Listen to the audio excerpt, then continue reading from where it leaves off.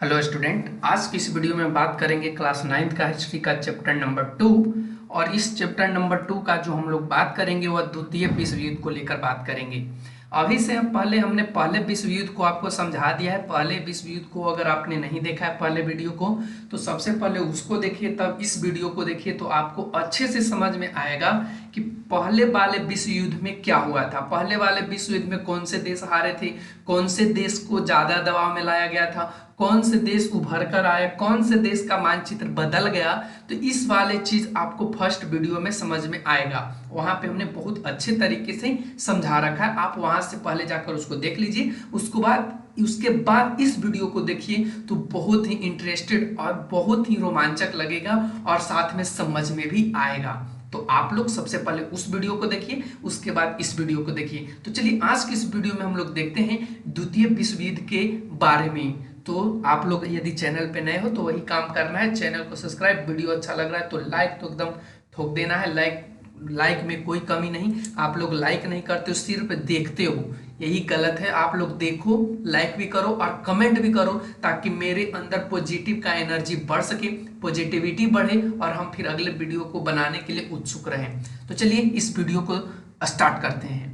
इस वीडियो को स्टार्ट करने से पहले आप लोगों को कुछ समझाना चाहेंगे, तो चलिए हम आपको समझा देते हैं। द्वितीय विश्व युद्ध की भूमि, किस तरीके से द्वितीय विश्व युद्ध की भूमि तैयार हुआ, इसके बारे में पहले समझ लेते हैं। हम थोड़ा सा पीछे बैकअप चलते हैं। तो प्रथम जो विश्व युद्ध हुआ था वो 1914 से स्टार्ट हुआ था, लेकिन यहाँ पे जो सेकेंड वर्ल्ड वार होगा यानी द्वितीय विश्व युद्ध जो होगा वो 1939 से होगा। याद रखना, 1939 से 1945 तक इस सेकेंड वर्ल्ड वार चला था, यानी द्वितीय विश्व युद्ध चला था। तो सबसे पहले सेकेंड वर्ल्ड वार है, इसमें हम लोग इसका भूमिका देखेंगे कि आखिर क्या ऐसा फर्स्ट वर्ल्ड वार में था, क्या ऐसा प्रथम विश्व युद्ध में कारण बना जिसके कारण द्वितीय विश्व युद्ध हुआ। ठीक है ना। तो यहाँ पे सबसे पहले वर्साय की संधि हुई थी, उसमें विसंगतियां देखी गई थी। क्या विसंगतियां देखी गई थी कि जर्मनी के ऊपर पूरे युद्ध का आरोप थोप दिया गया था और जर्मनी इससे नाखुश था, और यहीं पे ये क्या हो जाता है, यहीं पे द्वितीय विश्व युद्ध का स्थापना हो जाता है, या कह सकते हो कि यहीं पे द्वितीय विश्व युद्ध की शुरुआत होती है। आप लोग पहले वीडियो को जरूर देखिए तो ज्यादा समझ में आएगा। फिर सेकंड पॉइंट में हमने लिखा है कि यहाँ पे वचन विमुखता देखा गया। वचन विमुखता कहने का मतलब यहाँ मुख मतलब मुंह देखकर, ऐसे कह सकते हो, मुख देखकर के वचन दिए गए। यानी कहने का मतलब जो देश हारा फर्स्ट वर्ल्ड वार में, उसको इतना बुरा तरीके से उसके ऊपर इल्जाम लगाया गया कि वह बेचारा उठ नहीं सका, यानी वह मुख देख करके यहाँ पे वचन बोला गया। फिर इसके बाद क्या हो जाता है, गृह युद्ध कहने का मतलब जनता खुद में ही, अपने घर में ही, अपने देश में ही, अपने राष्ट्र में ही, अपने राज्य में ही युद्ध कर देता है, जिसमें आप देखोगे गृह युद्ध। फिर उसके बाद हथियारबंदी में क्या देखोगे, हथियार रखने का जो सिस्टम है, हथियार रखने की जो प्रणाली है, इसको बंद किया गया। ये कौन से वर्ल्ड वार में, सेकेंड वर्ल्ड वार में। इसमें हम आपको समझाएंगे अच्छे से, चलते शुरू से लेकर अंत तक वीडियो में जरूर देखना, बने रहो। फिर उसके बाद हमने आगे के पॉइंट में लिखा है कि राष्ट्र संघ का निर्माण किया गया हथियारबंदी के बाद, और ये राष्ट्र संघ असफल रह गई। क्या हुआ, ये जो राष्ट्र संघ था वह क्या हो गया, असफल रहा। फिर उसके बाद हम लोग देखेंगे विश्वव्यापी आर्थिक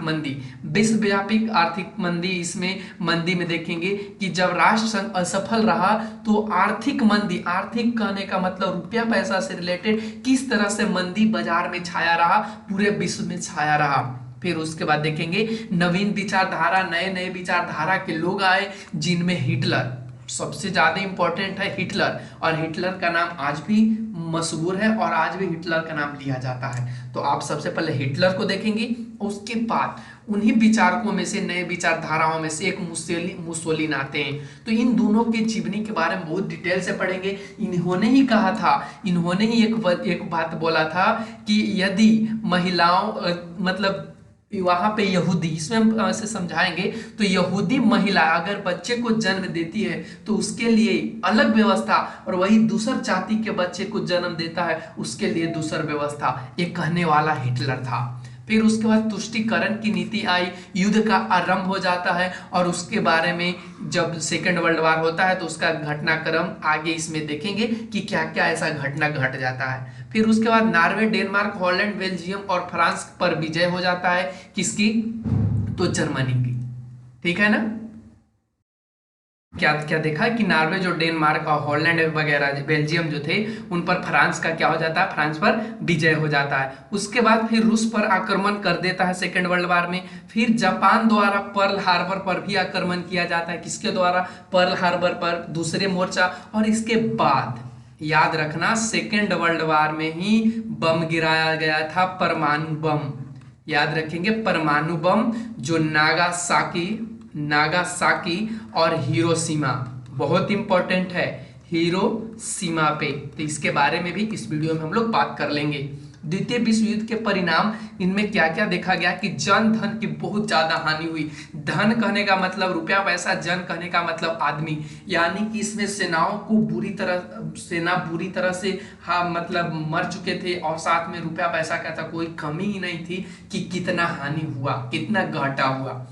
फिर इसमें देखेंगे यूरोपीय श्रेष्ठता और उपनिवेशों का अंत, यानी यूरोप अपने आप को श्रेष्ठ कैसे सिद्ध करता है और जो उपनिवेश थे, उपनिवेशवादी जो देश थे, उनका कैसे अंत होता है, इसमें आप देखोगे इसके सेकेंड वर्ल्ड वार में। और थर्ड वर्ल्ड वार तो हुआ नहीं, तृतीय विश्व युद्ध तो हुआ नहीं, लेकिन हमेशा हम लोग को सुनने को मिलता है कि अब तीसरा विश्व युद्ध हो जाएगा इस कोरोना काल में। फिर उसके बाद हम लोग देखेंगे इंग्लैंड की शक्ति का ह्रास, इंग्लैंड का शक्ति कैसे बर्बाद हो जाता है और रूस तथा अमेरिका की शक्ति कैसे वृद्धि हो जाती है, रूस और अमेरिका कैसे शक्तिशाली देश बन करके उभर कर आता है, इसमें हम लोग बात करेंगे। फिर उसके बाद संयुक्त राष्ट्र संघ की स्थापना देखेंगे, संयुक्त राष्ट्र संघ किस तरीके से बना, जिसको हम लोग यूएसए भी कहते, यूएसए नहीं, संयुक्त राष्ट्र यूएस कहा जाता है, याद रखेंगे, यूनाइटेड स्टेट। ठीक है ना? फिर उसके बाद विश्व में गुटों का निर्माण भी इसी में है। और यहाँ के बाद पूरे विश्व युद्ध यानी सेकेंड वर्ल्ड वार समाप्त हो जाता है और थर्ड वर्ल्ड वार तो अभी हुआ नहीं। तो इसके बारे में अब हम लोग चलते हैं स्टेप बाय स्टेप इस बुक के माध्यम से। तो चलिए हम लोग बुक में बात कर लेते हैं। तो यहाँ पे देखिए लिखा हुआ है कि जो द्वितीय विश्व युद्ध की पृष्ठभूमि है वह इस तरीके से तैयार होती है कि यहाँ पे अंतरराष्ट्रीय संगठन, देखिए हम अब समझाने की कोशिश करते हैं। ठीक है, आप लोग पूरे वीडियो जरूर देखना, अगर अच्छा लग रहा है तो जरूर लाइक करना भाई। देखिए हमने यहाँ पे इस बुक में भी लिखा गया है कि प्रथम विश्व युद्ध की जो भयावहता और व्यापकता से लोग आक्रांत थे, यानी लोग बहुत डरे हुए थे कि जो फर्स्ट वर्ल्ड वार हुआ तो उसमें देख रहे हो कितना भयानक स्थिति आया। वह सभी राष्ट्र भविष्य में ऐसे किसी युद्ध की कल्पना से बचना चाहते थे, यानी वे कभी सोचते भी नहीं थे कि अब ऐसा भी युद्ध होगा। इसके लिए अंतरराष्ट्रीय संगठन भी बनाया गया, लेकिन वर्साय और पेरिस की संधियों ने अगले विश्व युद्ध की पृष्ठभूमि तैयार कर दी। नोटेड पॉइंट, इसको आप लोग नोट करें, भी आए कि वर्साय और पेरिस की संधियों ने अगले विश्व युद्ध की पृष्ठभूमि तैयार कर दी थी।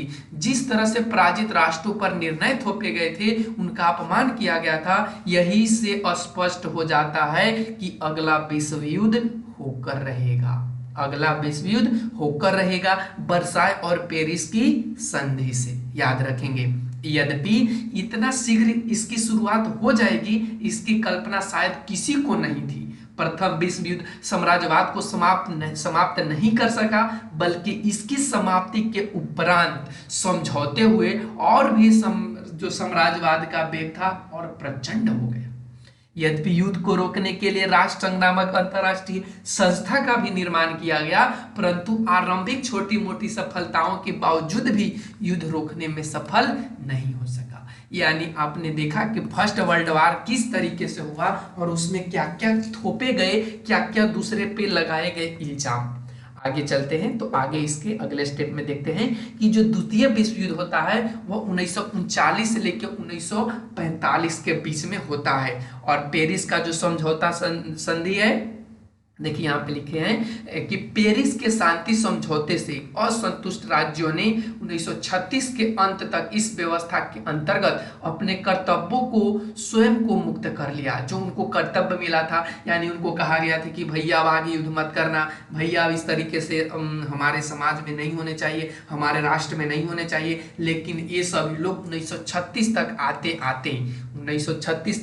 आते सब चीजों को भूल जाते हैं और वे अपने क्षतिपूर्ति का दावा करने लगते हैं और कहते हैं कि जिसका अर्थ है क्षतिपूर्ति न होने पर केवल युद्ध। अगर आप लोग क्षतिपूर्ति मेरा जो हुआ था, जैसे जर्मनी पर बहुत से कारनामे थोपे गए थे, तो जर्मनी बोल रहा है कि भैया जो मेरा क्षतिपूर्ति आप लोग अगर नहीं कर सकते हो तो हम तो युद्ध करेंगे। और इसी खतरे के कारण ब्रिटिश सरकार जो अपनी ओर से निःशक्तिकरण करके एक उदाहरण प्रस्तुत करना चाहती थी, ऐसा करने का इरादा छोड़ दिया और प्रतिरक्षा के नाम पर सशक्तिकरण में छूट गई। राष्ट्र संघ इन तमाम घटनाओं पर मौन और मूक साक्षी बना रहा। अंततः वह घड़ी आ ही गई कि द्वितीय विश्व युद्ध की कारणों की चर्चा के क्रम में प्रथम विश्व युद्ध की समाप्ति और पेरिस संधि से लेकर 1939 तक की घटनाओं का उल्लेख प्रासंगिक होगा, जिसके अपरिहार्य परिणति के रूप में द्वितीय विश्व युद्ध हुआ। यहाँ पे समझिए, तो यहाँ पे लोग भूल चुके थे कि हमको क्या क्या कर्तव्य दिया गया है। क्यों? क्योंकि यहाँ पे क्षतिपूर्ति बहुत ज्यादा हुआ था और ज्यादा इसलिए हुआ था कि जो हारे हुए राष्ट्र थे उनके पर बहुत सारे दबाव डाले थे और खास करके इनमें ब्रिटेन अमेरिका ये सभी देश लादे थे। किसके ऊपर? जर्मनी के ऊपर। तो चलेंगे फिर वर्साय की विसंगतियां देखते हैं कि आखिर वर्साय में क्या ऐसा विसंगतियां देखने को मिला था। तो यहाँ पे कह रहा है कि द्वितीय विश्व युद्ध का बीजारोपण वर्साय की संधि से ही हो गया था। पेरिस शांति समझौता या सम्मेलन में इन सिद्धांतों की बातों से विजित राष्ट्र गुप्त संधियों के माध्यम से झुठलाते भी रहे। सोवियत रूस ने गुप्त संधि की शर्तों का भंडाफोड़ कर जहां एक और विजित राष्ट्रों की हकीकत को उजागर किया, वहीं पराजित राष्ट्र सत्य से परिचित हो बौखलाहट से भर गए। यानी जो विजित पराजित राज्य थे या राष्ट्र थे, उन्होंने देखा कि देख भैया इस सत्य काम नहीं किया है, अगर इस सत्य काम करेगा तो हम लोगों को इतना नहीं होगा, और इसी के कारण वे बौखला जाते हैं और कहते हैं कि अब तो एक और युद्ध होगा, और उसका नाम उन्होंने सेकेंड वर्ल्ड वार दिया। अब देखते हैं वचन विमुखता। इसमें लिखा है कि राष्ट्र संघ के विधान पर हस्ताक्षर कर सभी सदस्य राज्यों ने वादा किया था कि वे सामूहिक रूप से सबकी प्रादेशिक अखंडता और राजनीतिक स्वतंत्रता की रक्षा करेंगे। ये कौन लोग कहे थे? जो सभी सदस्य राज्य थे। उन्होंने कहा कि देखो अब आगे चल के कोई युद्ध नहीं होगा, कोई भी एक दूसरे से खंडन नहीं होगा, कोई भी एक दूसरे से नहीं टूटेगा, सब मिल करके राजनीति की स्वतंत्रता की रक्षा करेंगे। जो राजनीतिक तत्व है उनके बारे में हम लोग सभी मिल करके विचार विमर्श करेंगे। आगे बढ़िए तो कहता है कि अवसर आने पर सब समर्थ राष्ट्र पीछे हटते गए, रूस को सदस्य नहीं बनाया गया था। याद रखेंगे वह कौन सा देश था जिनको सदस्य नहीं बनाया गया था? तो वह रूस था। अमेरिका सदस्य बनने से इनकार कर दिया था। चीन जापान की साम्राज्यवादी नीतियों का शिकार होता रहा और इटली अबिसिनिया को रौंदता रहा। देखिए अमेरिका तो बनने से इनकार कर दिया, रूस को बनाया ही नहीं गया था, और चीन जापान की साम्राज्य जो नीतियां था उसका वह शिकार हो गया, और उसी में जो इटली था वह अबिसिनिया को इन्हीं सब कारणों से रौंदता रहा। फ्रांस चेकोस्लोवाकिया को के विनाश में सहायक हुआ। हिटलर चेक राज्यों को तड़पाता रहा। देखिए हिटलर क्या करता रहा? यह चेक राज्यों को तड़पाता रहा और ब्रिटेन तथा फ्रांस देखते रह गए। यानी फ्रांस और ब्रिटेन देखता था और जो हिटलर था वह चेक राज्यों को तड़पाता था। धोखेबाजी की नीति से आक्रामक प्रवृत्तियों को काफी प्रोत्साहन मिला। जापान ने चीन पर आक्रमण कर मंचूरिया पर अधिकार कर लिया। अबसीनिया मुसोलिन की आक्रामक नीति का शिकार हो गया। जो अबसीनिया था वो किसका शिकार हो गया? तो मुसोलिन का। पहले किसका था? हिटलर का। अब किसका हो गया? मुसोलिन का। तो मुसोलिन का सफलता प्राप्त देख हिटलर ने ऑस्ट्रिया और चेकोस्लोवाकिया पर धावा बोल दिया और उसने पोलैंड पर भी चढ़ाई कर दी और इसके साथ ही द्वितीय विश्व का युद्ध का आरंभ हो गया। इसको नोट कर लें, आपको खाली जगह भरने पे काम देगा और इसका वीडियो हम जल्द ही अपलोड करेंगे प्रश्न उत्तर का, ध्यान रखना है आपको। तो यहाँ पे द्वितीय विश्व युद्ध कहाँ से, तो पोलैंड पर चढ़ाई के बाद हो जाता है। अब चलिए आगे की बात कर लेते हैं। आगे में लिखा है गृह युद्ध। अब गृह युद्ध की स्थिति आती है तो गृह युद्ध में क्या होता है, गुटबंदी और सैनिक संधियां भी द्वितीय विश्व युद्ध के लिए जिम्मेदार था। यानी जो गुटबंदी था और सैनिक संधि, यानी सैनिक भी अब आपस में संधि कर रहे थे और संधि जब कर रहे हैं तो इसके लिए विश्व युद्ध तो होगा ही। जैसे मान लीजिए मेरा देश का संधि है, सैनिक है, ये बी देश का है और ये दोनों सैनिक क्या कहते हैं कि भैया हम दोनों मिल जाओ और कभी लड़ाई मत करना, तो इसका तो रीजन है ही कि विश्व युद्ध होगा ही। आगे बढ़िए तो कहता है कि शांति बनाए रखने के नाम पर यूरोप में अनेक संधियां हुई। कहाँ में, यूरोप में। किस लिए, शांति बनाए रखने के लिए, जिसके परिणाम स्वरूप यूरोप पुनः दो गुटों में बट गया। देखिए फिर से गुट बनना शुरू हो गया और यूरोप पूरा कितने गुट में, दो। एक गुट का नेता जर्मनी बना और दूसरा गुट का नेता फ्रांस बना। इंपॉर्टेंट है, याद रखिएगा। एक गुट का नेता जर्मनी और दूसरा गुट का नेता फ्रांस बना। इस गुटबंदी के पीछे सैद्धांतिक समानता और हितों की एकता थी। इटली, जापान और जर्मनी का एक सिद्धांत फासिज्म में विश्वास रखते थे। इंपॉर्टेंट है, नोट कर लेंगे। इटली, जर्मनी और फ्रांस, इटली, जापान और जर्मनी एक सिद्धांत फासिज्म में विश्वास रखते थे और उनकी नीति भी समान रूप से प्रसारवादी थी। ये राष्ट्र वर्साई की संधि से क्षुब्ध थे और हर हाल में थोपी गई शर्तों से मुक्ति चाहते थे। इसके विपरीत फ्रांस, चेकोस्लोवाकिया, पोलैंड इत्यादि देशों में एक हित थे। सभी क्या थे, एक हित थे, क्योंकि उन्हें वर्साई की संधि में बहुत लाभ हुआ था। किनको किनको, तो फ्रांस, चेकोस्लोवाकिया और पोलैंड को। ठीक है ना, ये किसमें मिला था, तो वर्साई की संधि में। और वर्साई की संधि कब हुआ था, तो प्रथम विश्व युद्ध के बाद। ये हर साल उन्हें कायम रखना चाहते थे, यानी जो नियम बनाए गए थे उससे ये तीनों जो देश थे वो एक कायम रखना चाहते थे। और इंग्लैंड शुरू में इस गुट में शामिल नहीं था, शुरू से इस गुट में शामिल नहीं था, लेकिन परिस्थितिवश उसने भी इस गुट में सम्मिलित होना पड़ा और रूस तब तक अछूता रहा। दोनों गुट उसे संदेह की नजर से देखते थे, लेकिन परिस्थितिवश जर्मनी ने रूस की ओर हाथ बढ़ाया और इस तरह गुटबंदी से संपूर्ण यूरोप का माहौल विषाक्त हो गया। और विषाक्त माहौल में शंका के लिए हर छोटी बात महत्वपूर्ण थी। यानी पहले यूरोप शामिल नहीं था, उसको परिस्थितिवश शामिल होना पड़ा जर्मनी के साथ, लेकिन जैसे ही वह शामिल होता है उसके माहौल यानी उसके जनता में विष का माहौल हो जाता है, विष फैल जाता है। और जब विष फैल जाता है तो पूरे माहौल में शंका फैल जाती है कि लग रहा है कि कुछ गड़बड़ है। तो अब तो ये हर एक छोटी बात जब आपको शक हो जाती है तो आप उसको शक को सोचते बड़ा बना देते हैं और बड़ा बनाने के बाद उसके बारे में और भी अधिक सोचने लगते हैं। यही काम इसमें हुआ। अब हम लोग हथियारबंदी देखेंगे। हथियारबंदी क्या था कि गुटबंदी और संशय के माहौल में प्रत्येक राष्ट्र अपने को असुरक्षित महसूस कर रहे थे। यानी सभी सोच रहे थे कि देखो भैया गुटबंदी तो अब कर रहे हो और गुटबंदी तो हो रहा है, तब हम कमजोर पड़ रहे हैं।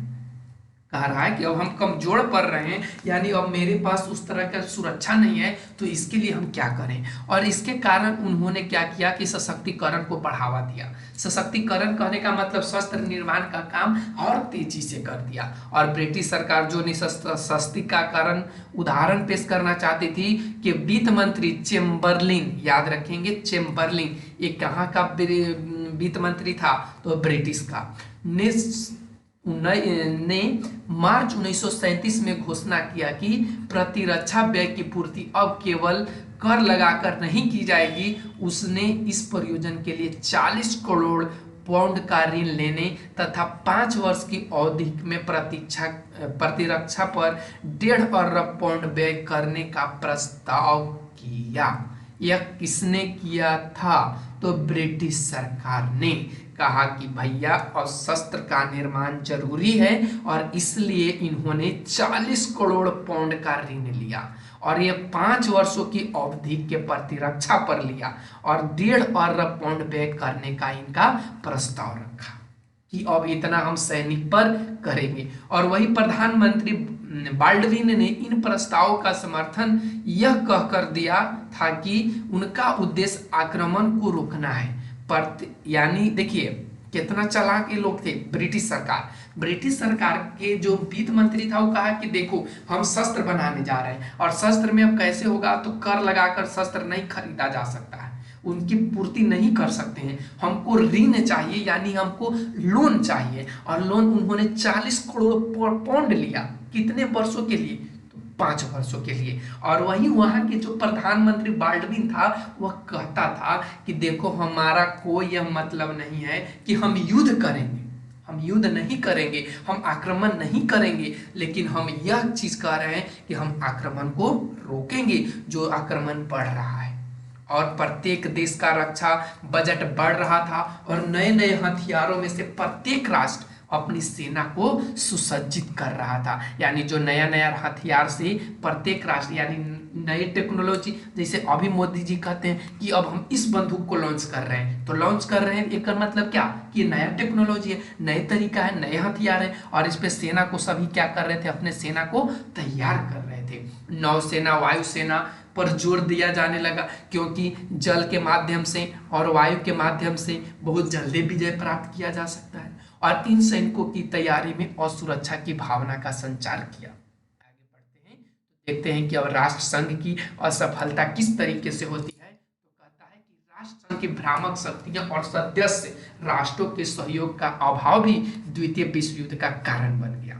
राष्ट्र संघ ने छोटे छोटे राज्यों के मामलों को आसानी से सुलझा दिया, लेकिन बड़े राष्ट्रों के मामले में उसने अपने को अक्षम पाया। और अंततः इसी कार्य के लिए समर्थ और शक्तिशाली राष्ट्रों का सहयोग नहीं मिला, और हर निर्णायक कार्रवाई की घड़ी में शक्तिशाली राष्ट्रों ने अपने निहित स्वार्थ में हाथ खड़ा कर लिया। और इस प्रकार राष्ट्र संघ की असफलता ने द्वितीय विश्व युद्ध का मार्ग प्रशस्त किया। अब थोड़ा सा में हम समझाते हैं इस पूरे लाइन को।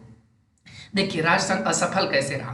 राष्ट्र संघ असफल इसलिए रहा कि जो छोटे छोटे राज्य थे अपने मामला को आसानी से खुद में ही सुलझा रहे थे, और जो बड़े बड़े राष्ट्र थे वे हर समय पे कहते थे कि देखो भैया हमें कोई ऐसा कार्य नहीं करना है कि हमसे दूसरों को हानि पहुंचे। ये कहते थे, लेकिन अंदर अंदर इस चीज में वह अपने स्वार्थ के लिए, अपने हित के लिए वह ऐसा बोलते थे। और जैसे ही उनको मौका मिला तो वे अपना हाथ खड़ा कर दिया कि अब हमसे कुछ नहीं होगा। और खड़ा करने के बाद जब आप खड़ा कर दोगे, शुरू से लेकर के आप कार्यकाल संभाल रहे हो और कार्यकाल को छोड़ दोगे और डायरेक्ट कहोगे कि अब हमसे काम नहीं होगा, तो क्या होगा, जनता में आक्रोश फैलेगी। और आक्रोश फैलेगी तो समझ ही रहे सभी देश आपस में क्या हो जाएंगे, जो शक्तिशाली होगा कहेगा कि तो रुक तो रहा, हम बता देते हैं। और यहीं पे सेकेंड वर्ल्ड वार होता है। आगे बढ़ेंगे तो कहता है कि विश्वव्यापी आर्थिक मंदी। तो प्रथम विश्व युद्ध के बाद 1929 से 30 के काल विश्वव्यापी आर्थिक मंदी आया। नोटेड पॉइंट, इसको आप नोट कर लेंगे। इसने उद्धार का कोई रास्ता निकट भविष्य की दृष्टिगोचर नहीं हो रहा था और 1931 में अपनी चरम सीमा पर पहुंच गया था। 1929 के शरद काल मतलब ठंड के दिन में अमेरिका से यूरोप को ऋण मिलना बिल्कुल बंद हो जाना इस संकट की प्रथम अंतर्राष्ट्रीय अभिव्यक्ति थी। यानी अमेरिका से किसको ऋण मिलता था, यूरोप को, और यह कब बंद हो गया, 1929 में। और इसके बाद ही सारे विश्व में क्रय शक्ति का ह्रास हुआ, जिसके परिणाम स्वरूप कीमतों में व्यापक और अनिष्टकारी गिरावट हुई। बेकारी के आंकड़े हर देश में दिन दुने रात चौगने बढ़ने लगे। यानी जब ऋण नहीं मिलने लगा यूरोप में, तो पूरे जो परिणाम स्वरूप क्या हो रहा कि जो कीमत था, जो पैसा था, उनमें गिरावट आने लगा। और गिरावट इतना आया कि दिन दुना रात चढ़ना पड़ने लगा। अब आएंगे देखेंगे कि नवीन विचारधाराओं में हिटलर और मुसोलिनी क्या करते हैं। तो देखिए यहाँ पे कहता है कि प्रथम विश्व युद्ध के बाद यूरोप में नाजीवाद और फांसीवाद का उदय हुआ। याद रखना है, नोटेड पॉइंट है। इन नए सिद्धांतों के आधार पर जर्मनी में हिटलर के नेतृत्व में नाजी सरकार बनी। याद रखना है, नाजी सरकार किसके नेतृत्व में बनी, हिटलर के नेतृत्व में। कहाँ, जर्मनी में। और फांसीवाद के सिद्धांत के आधार पर मुसोलिनी के नेतृत्व में इटली का सरकार बना। इटली में सरकार बनी। जर्मनी में हिटलर बनाता है और इटली में मुसोलिन बनाता है, और दोनों का अपना एक नाजी सरकार होता है और एक का फांसीवाद सरकार होता है। ये दोनों सिद्धांत राष्ट्र के गौरव और शक्ति पर बल देते थे। फलतः इन दोनों राष्ट्रों ने दूसरे राष्ट्रों पर आक्रमण करना शुरू किया, जिसमें विश्व युद्ध की परिस्थितियां पैदा होगी। यानी ये सब भी कारण था, यानी हिटलर और मुसोलिन भी कारण था सेकेंड वर्ल्ड वार को। और सेकेंड वर्ल्ड वार जर्मनी और इटली में भी योगदान दिया था सेकेंड वर्ल्ड वार को करने के लिए। इन दोनों राष्ट्रों ने राष्ट्रीय गौरव के लिए साम्राज्यवादी लिप्सा को ही आधार बनाया। याद रखना है, जर्मनी और इटली ये दोनों साम्राज्यवादी लिप्सा को ही आधार बनाया था, साम्राज्यवाद ही ये लोग कर रहे थे। जापान, जर्मनी और इटली अपने साम्राज्य का विस्तार कर अपनी आर्थिक परेशानियों को दूर करना चाहते थे, लेकिन अपने राष्ट्रों का नाम गौरवान्वित करना चाहते थे। और जापान 19वीं शताब्दी के अंत तक एक शक्तिशाली और औद्योगिक देश। नोटेड पॉइंट, आप इसको नोट कर लेंगे कि 19वीं शताब्दी तक जो जापान था एक शक्तिशाली और औद्योगिक देश बन चुका था। और प्रथम विश्व युद्ध के पश्चात उसने अपने प्रादेशिक उसे लाभ भी हुआ था, और लेकिन उसके लिए उपनिवेश निहायत जरूरी हो गया था, जिसके कारण वो अपने साम्राज्य के विस्तार के लिए कोशिश करने लगा। और 1931 में उसने चीन पर आक्रमण कर उसके एक क्षेत्र मंचूरिया पर कब्जा कर लिया। मंचूरिया किसका था? तो चीन का। और किसने आक्रमण किया? तो आक्रमण करने वाला जापान था, और उसने 1931 में आक्रमण किया था। और यह आक्रमणकारी अभियान चलता रहा, और वह जर्मनी एवं इटली के सहयोग बनकर द्वितीय विश्व युद्ध में बर्मा इत्यादि को जीतता हुआ भारत पर भी आक्रमण करने की योजना बनाने लगा। याद रखेंगे, यानी सेकेंड वर्ल्ड वार में हमारे देश यानी अपने देश भारत पर विश्व युद्ध का असर पड़ा था। और यहाँ का वह किससे पड़ा था? तो यह जो पढ़ने वाला था वह जापान से, और जापान मिलकर के जर्मनी और इटली से मिलकर के वह क्या किया? द्वितीय विश्व युद्ध बनाने की योजना भारत पर भी करने लगा। और इस तरह जर्मनी, इटली और जापान की साम्राज्यवादी महत्वाकांक्षा द्वितीय विश्व युद्ध के कारण बन गई। अब देखते हैं तुष्टीकरण की नीति। तो कहता है कि इंग्लैंड की तुष्टीकरण की नीति भी बहुत हद तक द्वितीय विश्व युद्ध के लिए जिम्मेदार थी। पश्चिमी पूंजीवादी देश साम्यवादी रूस को नफरत की दृष्टि से देखते थे। वे चाहते थे कि हिटलर किसी भी तरह सोवियत रूस पर हमला कर दे, जिससे दोनों कमजोर हो जाए, और तब वे हस्तक्षेप करके दोनों शक्तियां को बर्बाद कर देंगे। ये कौन चाहता था? इंग्लैंड चाहता था कि जो हिटलर है, और हिटलर कहाँ का था? जर्मनी का। तो हिटलर चाहता था, इंग्लैंड चाहता था कि जर्मनी और रूस आपस में लड़ जाए, और लड़ जाए तो दोनों कमजोर होगा, तो पीछे से हाथ दे देंगे। और इसलिए शुरू में पश्चिम के राष्ट्र हिटलर की मांगों को स्वीकार करते रहे, और जब इन लोगों ने देखा कि हिटलर की मांग और महत्वाकांक्षी बढ़ती जा रही है, तो अपना हाथ खींचना शुरू कर दिया। तो हिटलर भी कम नहीं था। हिटलर क्या किया कि उन लोगों से क्या करता था? अपना मांग रखता था कि भैया हमको ये दो, वो दो। अब देख रहा है कि हिटलर मांग कर रहा है बहुत बड़ा बड़ा, और जब बड़ा बड़ा मांग कर रहा है तो इंग्लैंड को लग रहा है कि अब तो ये हमको ही समेट लेगा। और जब यह सोचा तो उसने अपना हाथ क्या कर लेता है? खींच लेता है कि नहीं भैया अब हम नहीं दे सकते। और तब तक बहुत देर कर चुका था इंग्लैंड। और तुष्टीकरण की दिशा में अंतिम कदम म्यूनिख समझौता था। याद रखेंगे, म्यूनिख समझौता था तुष्टीकरण की दिशा में।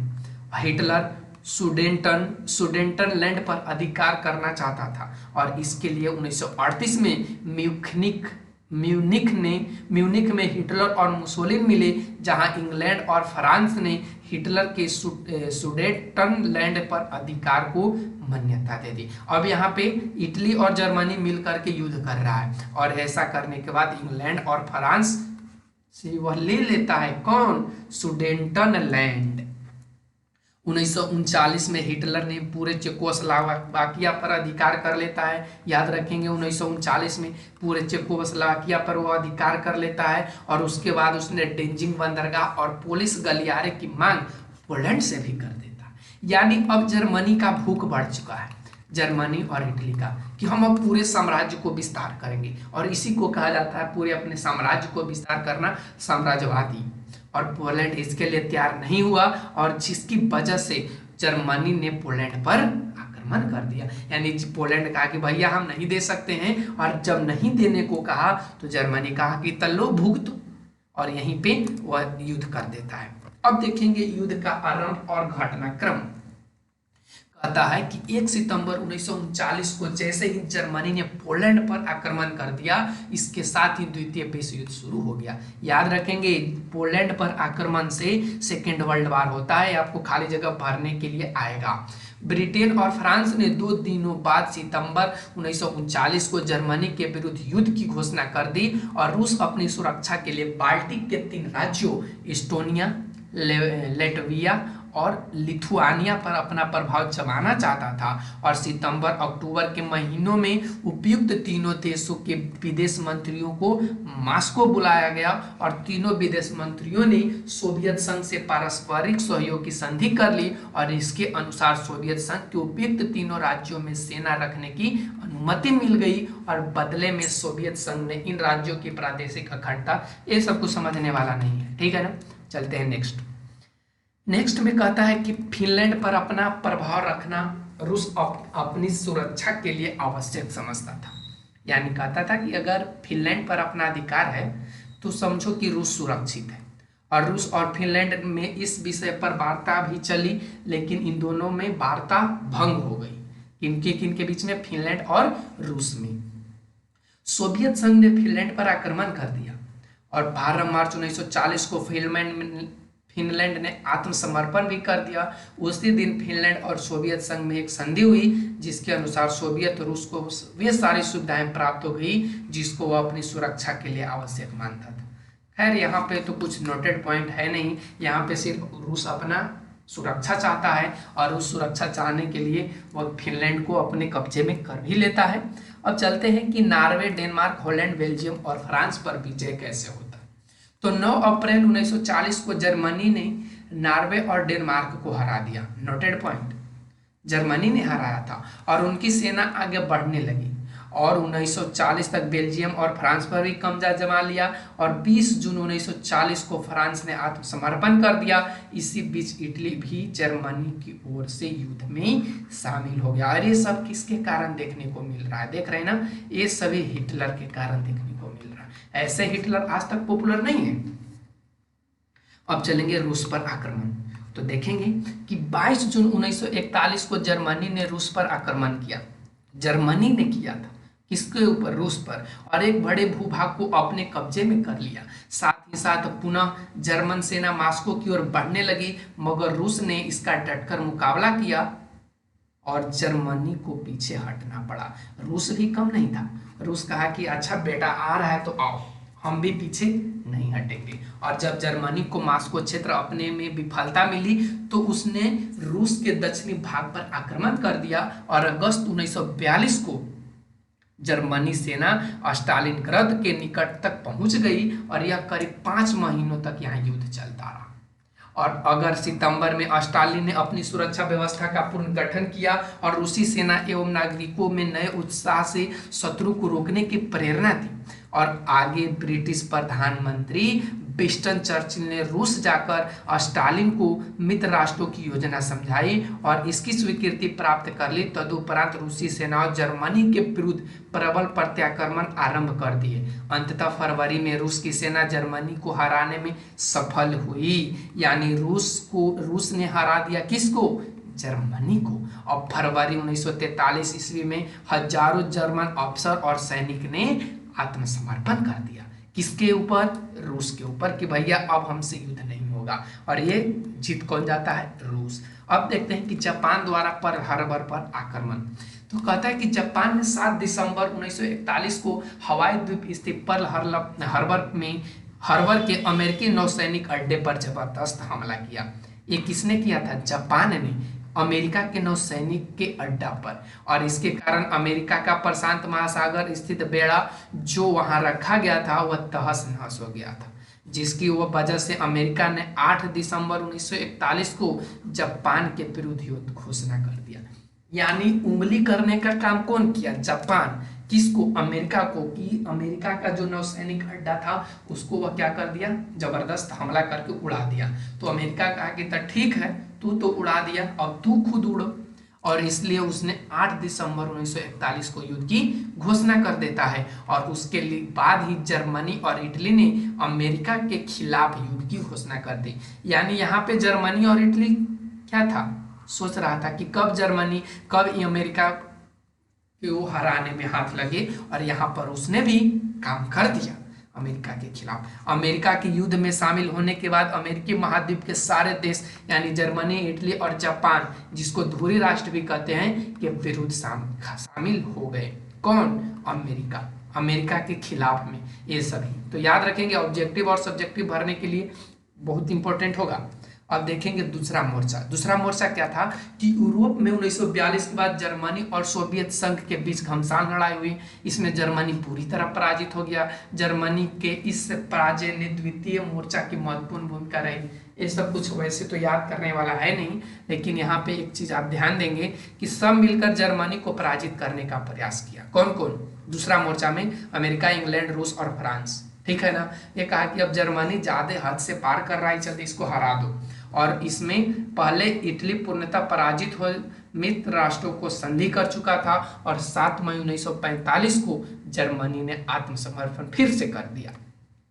अब देखिए जरा सा, मित्र राष्ट्रों ने जुलाई 1945 में जापान पर भीषण आक्रमण किया। 6 अगस्त 1945 को अमेरिका ने युद्ध के दौरान अत्यधिक विकसित हथियार एटम बम जापान के हिरोशिमा नामक शहर पे गिरा दिया। नोटेड पॉइंट है, आप इसको नोट कर लेंगे। 6 अगस्त 1945 को अमेरिका ने युद्ध के दौरान हथियार एटम बम जापान के हिरोशिमा नामक शहर पे गिराया था और हिरोशिमा नामक नामो निशान मिट गया। जो हिरोशिमा जगह था उसका नामो निशान मिट गया। और दूसरा एटम बम फिर उसने दागा 9 अगस्त 1945 को, जो नागा शहर पे गिराया और नागासाकी को भी उसने नेस्तनाबूद कर दिया। ये दोनों पॉइंट आपको नोटेट करने हैं, ठीक है ना। अब यहाँ पे जापान ने भी आत्मसमर्पण कर दिया और जापान ने 2 सितंबर 1945 को आत्मसमर्पण कर दिया और जापान के समाप्त होने के बाद ही द्वितीय विश्व युद्ध समाप्त हो जाता है। अब यहाँ पे देखेंगे कि क्या क्या परिणाम हुआ। तो यहाँ पे परिणाम में देखें कि जनधन की बहुत ज्यादा हानि होती है। इस युद्ध में व्यापक जनधन की हानि होती है। यह इतिहास का सबसे विनाशकारी युद्ध था, यानी फर्स्ट वर्ल्ड वार से भी बहुत ज्यादा यह विनाशकारी था। फासीवादियों ने यूरोप के एक बड़े भाग को बहुत बड़ा कब्रिस्तान बना रखा था। लगभग 60 लाख यहूदी का जर्मनी ने मौत के घाट उतार दिया था। याद रखेंगे, 60 लाख यहूदी को किसने मौत का घाट उतारा था? तो जर्मनी, यानी हिटलर उस समय शासक था। लाखों लोगों की हत्या यंत्रणा शिविरों में कर दी गई थी। जापान पर की गई बमबारी और इससे हुई क्षति का आकलन तो संभव नहीं था। इस युद्ध में जितने लोग काल कलवित हुए उसका इतिहास में कोई उदाहरण नहीं मिलता है। द्वितीय विश्व युद्ध में 5 करोड़ से अधिक लोग मौत के घाट उतार दिए गए। इसमें से 2.2 करोड़ सैनिक और 2.8 करोड़ से अधिक नागरिक शामिल थे। लगभग 1.2 करोड़ यंत्रणा शिविरों या फांसीवादियों के आतंक के कारण मारे गए। तो ये सभी कोई नोटेड करने वाले पॉइंट नहीं है, लेकिन आप ये इतना याद रखेंगे कि पोलैंड के 60 लाख लोग मारे गए, जो कुल जनसंख्या का 20% था। भरने के लिए आएगा। इससे भयावह नुकसान सोवियत संघ का हुआ था। उसने 2 करोड़ लोग मारे, जो आबादी का 10वां हिस्सा। ये सभी ज्यादातर जान माल के बारे में बता रहा कि कितने लोग मरे। अब यहाँ पे देखिए, कहता है अनुमान के अनुसार लगभग 13 खरब 84 अरब 90 करोड़ डॉलर लागत इसमें, यानी इतना रुपया बर्बाद हुआ था, नष्ट हो गया था द्वितीय विश्व युद्ध में। याद रखेंगे, 13 खरब 84 अरब 90 करोड़ डॉलर। डॉलर का मतलब तो आप समझ पा रहे हैं। अब यहाँ पे कहता है कि द्वितीय विश्व युद्ध के दौरान तबाही के लिए नए नए हथियारों का विकास और उपयोग हुआ। इनमें भयानक था परमाणु बम। परमाणु बम का सबसे पहला इस्तेमाल संयुक्त राज्य अमेरिका ने द्वितीय विश्व युद्ध के दौरान जापान के खिलाफ किया था। परमाणु बम का पहला परीक्षण जुलाई 1945 में किया गया। जर्मनी तक आत्मसमर्पण कर चुका था इसके आगे। अब यूरोपीय श्रेष्ठता और उपनिवेशों का अंत। द्वितीय विश्व युद्ध के बाद एशिया महाद्वीप में यूरोपीय राष्ट्रों की प्रभुता लगभग समाप्त हो गई थी और द्वितीय विश्व युद्ध के बाद भारत, श्रीलंका, बर्मा, मलाया, हिंदेशिया, मिस्र इत्यादि ने भी स्वतंत्रता प्राप्त कर ली थी। याद करना, द्वितीय विश्व युद्ध के बाद भी अपना देश जो था वह स्वतंत्रता मिली थी। यानी द्वितीय विश्व कब समाप्त हुआ था? 1945 में। चला कब थे? 1939 में। और अपना देश 15 अगस्त 1947 को क्या होता है? आज़ाद होता है। लेकिन यहाँ पे स्वतंत्रता यहाँ पे मिला था, लेकिन उतना नहीं। अब इंग्लैंड की शक्ति का ह्रास और यूरोप तथा अमेरिका की शक्ति में वृद्धि कैसे देखा जाए, तो देखिए यहाँ पे कहता है कि प्रत्यक्ष रूप से युद्ध में जर्मनी, जापान और इटली की हार हुई थी, लेकिन अप्रत्यक्ष रूप से युद्ध में इंग्लैंड की पराजय हुई थी। यानी देखिए, प्रत्यक्ष रूप में और अप्रत्यक्ष में युद्ध के बाद इंग्लैंड विश्व की सबसे बड़ी शक्ति नहीं रह गया और इंग्लैंड के उपनिवेश मुक्त हो गए। इंग्लैंड की शक्ति और संसाधन सीमित हो गए। इसके बदले में अमेरिका, रूस अपनी असीम आर्थिक संसाधनों के साथ विश्व का, ये सभी को याद करने वाला पॉइंट नहीं है, जो रहेगा आपको नोट करने के लिए कहा जाएगा। देखिए, संयुक्त राष्ट्र संघ की स्थापना कैसे होता है? द्वितीय विश्व युद्ध के उपरांत संयुक्त राष्ट्र संघ का निर्माण कर विश्व शांति को कायम रखने की चेष्टा की जाती है और द्वितीय विश्व युद्ध के शांति के अन्य दो निर्णायक केंद्र परमाणु बमों का विकास, सशक्तिकरण और संयुक्त राष्ट्र संघ की स्थापना के सामने लाया जा सकता है। तो ये सभी कुछ है नहीं। पहले विश्व युद्ध में राजनीति में इंग्लैंड छाया हुआ था, लेकिन द्वितीय विश्व युद्ध के बाद साम्यवादी और पूंजीवादी खेमे में बट गया। साम्यवादी खेमा के नेतृत्व में सोवियत रूस कर रहा था, तो पूंजीवादी खेमा, ये सभी कुछ रटने वाला नहीं है और नहीं आपसे इससे क्वेश्चन आएगा। तो यहाँ पे हमने देखा और यहाँ के बाद हम लोग इसका क्वेश्चन आंसर करेंगे, तो आप तैयार हो जाइए क्वेश्चन आंसर करने के लिए।